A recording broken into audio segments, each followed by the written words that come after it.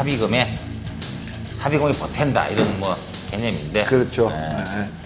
뭐 이런 개념인데 그렇게들 하더라. 이거까지는 이제 그 무과실일 때 얘기잖아요. 그렇죠. 무과실 때 이야기고, 그러니까 이론적으로 하면 과실이 예를 들어 30%다. 그럼 곱하기 70% 해야 되니까 또 확 줄겠죠. 대부분의 사람들은 어떻게 알고 있냐면요. 잘 모르는 보험 설계사들은 대인 치료비는 모두 다 해줘야 되는 게 원칙이잖아요. 기본적으로 뭐 9대 1이라도 치료비는 치료비만큼 거예요. 치료비만큼만 해줘야 되는데 사고가 나면 대인 과실이 내가 9가 있더라도 내 쌍방 과실일 때 제가 1의 과실이 있고 내가 9의 과실이 있더라도 난 합의금을 그만큼 받아야 된다라고 생각하시는 분들이 계세요. 그건 잘못된 거예요. 치료비만 지급합니다. 그때. 네, 근데 실제로 그렇게 또 진상 피우면 또 주기도 해 보험사가 합의금 그냥 거의 경상인 경우에 거의 주고 경상인 경우에가 이런 경우죠. 그러니까 총 뭐 산정 기준이 100만 원인데 9대 1 사고였다 하더라도 돈 나갈 게 얼마 안 되니까 시끄러운 거보다는 빨리 처리하는 게 나으니까 보험회사가 주지만 진짜로 큰 사고 돈이 많이 나가야 될 때는 그런 거는 그렇게 안 하죠. 과실을 정확하게 과실 상계 90% 해보면 줄 게 하나도 없거든요. 이런 경우에 그러면 예를 들어 치료비만 지급해요. 100만 원을 그러니까 우리가 아까 얘기한 보상금으로 그 지급을 받게 돼 있었는데 9대 1 과실을 해버리면 치료비만 빼고 나머지는 다 90%를 안 주는 거죠. 치료비도 상계하죠. 90%를. 치료비도. 치료비조차도. 그러니까 줄 게 없는 거예요. 향후 치료비에서 상계. 전부 다. 손해배상금 위자료부터 해서 모든 손해배상금 요소를 전부 과세상계합니다. 9대 1인데? 내가 90%니까. 그러면 대인에서는 10%만 받아요? 그러니까 결국엔 치료비 때문에 치료비를 상계해버리면 줄 게 하나도 없는 거야. 10%조차도 줄 게 없는 거지. 그렇죠. 치료비는 어차피 줘야 되는데. 그래서 그 경우에는 내가 보상을 받을 건 없고 10원도 없어요. 치료비만 병원에 지급해버려. 근데 이제 이런 경우는 있어. 이제 합의를 굳이 하기 위해서 치료를 다 했는데 향후 치료를 할 게 있어. 예를 들어 성형수술. 근데 향후 치료비 추정서 발급받아 보니까 한 1,000만 원 나와. 상처가 부위가 커서. 향후 치료비 추정서 전문 용어 나와서 들어본 적 있어? 그래? 그 성형외과에서 예전에도 얘기한 것 같은데 성형외과에서 앞으로 이 사람에 대해서 성형수술할 경우에 비용이 얼마 정도 소요될 것이라를 추정을. 그거 어디서 받아요? 성형외과. 성형외과에서 향후 치료비 추정서. 추정서? 그러면 이제 부위 사진 찍고 해가지고 이제 다 계산해가지고 1차 수술, 2차 수술 쫙 계산해가지고 금액을 딱 산정됩니다.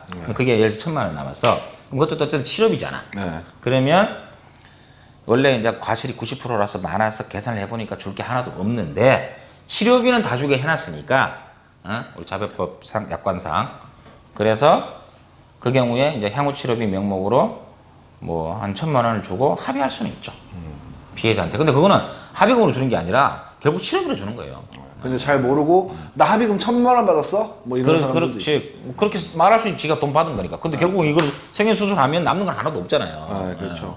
뭐 성형수술을 하거나 걸 말거나 거니까. 그건 자기 뭐 몫이긴 한데. 그렇죠. 어찌됐건 사실은 모든 부분에 과실상계를 하게 됩니다. 다 합니다. 치료비 다 하고. 그래서 대부분 이제 좀 뭐 보험을 손해보험을 좀 하시는 분들은 대인 치료비는 다 줄 수 있고 9대 1 과실이라도 받을 건 다 받을 수 있어라고 생각하시지만 잘못된 거다. 잘못된 거죠. 이게 그리고 보험사에서는 그런 걸 좀 러프하게 계산.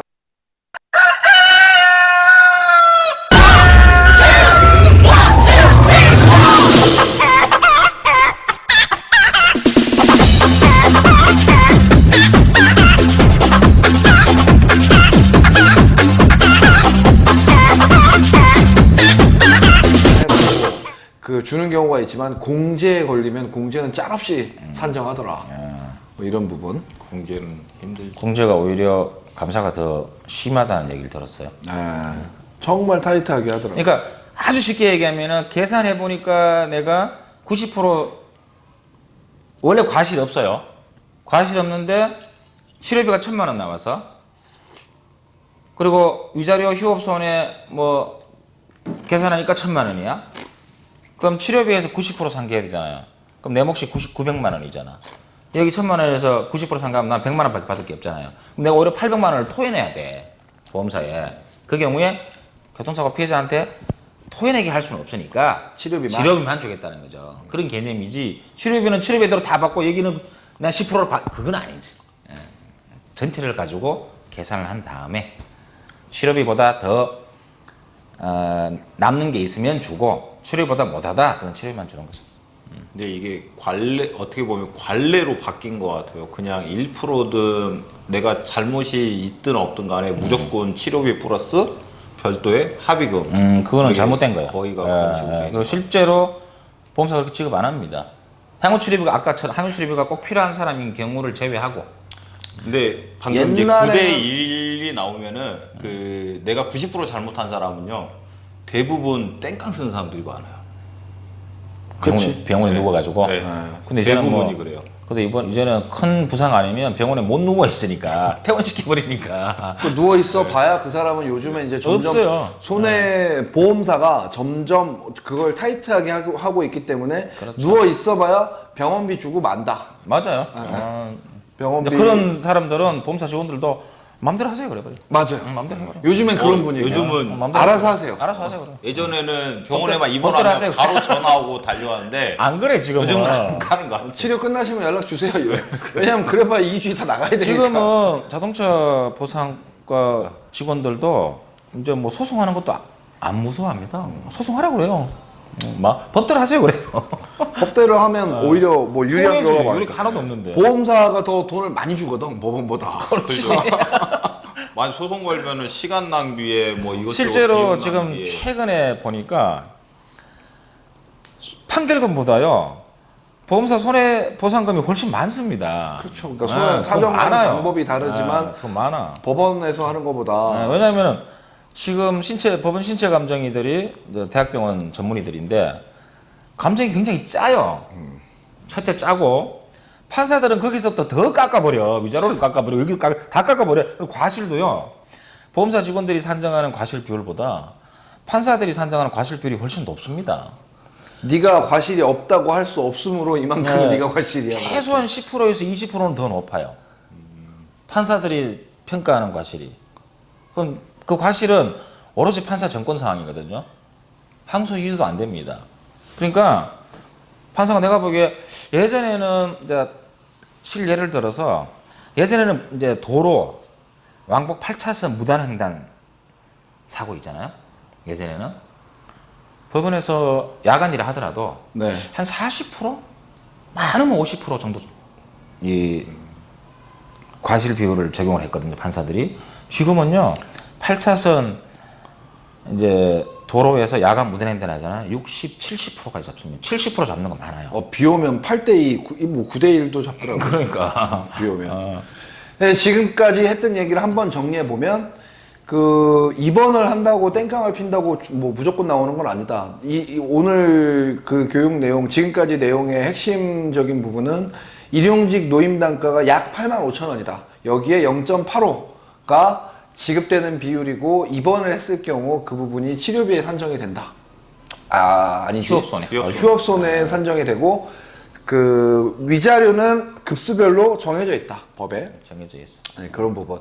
그리고 과거에는 땡깡 피면 그냥 줬는데 점점 보험사가 손해율을 조정하기 위해서 입원을 하든지 말든지 법대로 가고 있다. 그래서 과실 비율도 명확하게 따져가고 있으니까 예전에 합의했듯이 보험 설계사가 잘 모르고 이만큼은 무조건 받아야 돼 라고 얘기하시면 큰 코 다칠 수 있다. 그건 잘못된 거예요. 네, 앞으로 점점 더 타이트해질 거니까 이 방송을 보시는 분들은 어떻게 하면 보험금을 더 많이 받을 수 있을까 방법을 알려준다고 생각하고 보셨으면 실망하셨을 거고, 그게 아니라 이게 정확하게 산정 시계에 의해서 가야 된다. 일주일 입원했는데 30만 원 준다고 한다. 이건 한마디 해야죠.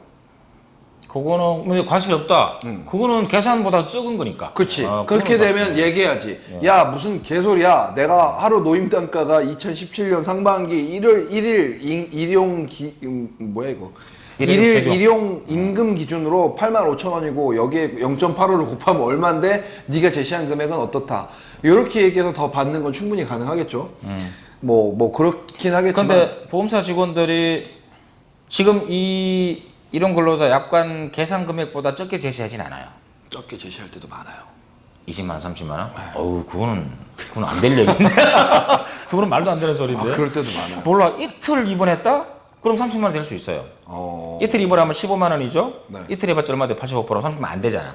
그건 그럴 수가 있지. 근데 일주일 넘게 입원하면 30만 원 그건 과거에는 어떻게 했냐면 치료비로 책정된 금액에서 상당 부분을 써버렸기 때문에 치료비로 지급할 내용도 없어요. 그래서 합의금을 많이 못 드립니다. 올해 입원해도. 그렇지. 그렇게 꼬셨지. 이렇게 했다고요. 꼬셨는데 그렇기 때문에 그건 정말 말도 안 되는 소리. 짧게 입원하고 나가셔야 됩니다. 이렇게 얘기를 했었는데 사실은 구라였다.